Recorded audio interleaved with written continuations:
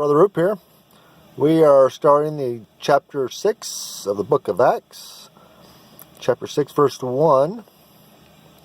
And in those days, when the number of the disciples was multiplied, there arose a murmuring of the Grecians against the Hebrews, because their widows were neglected in the daily ministration.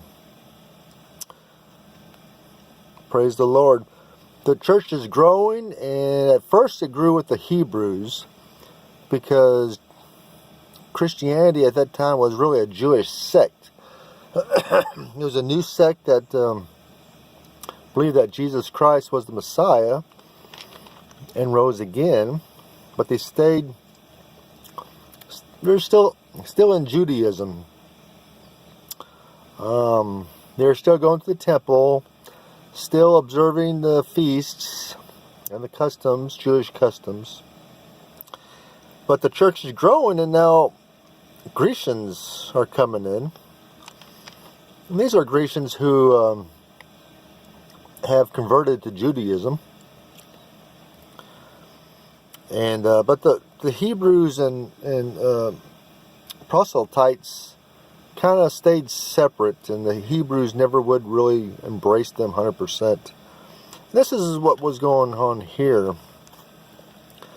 If you remember in chapter 2 of the book of Acts, in verse 42, we have a glimpse of how church was back in those days.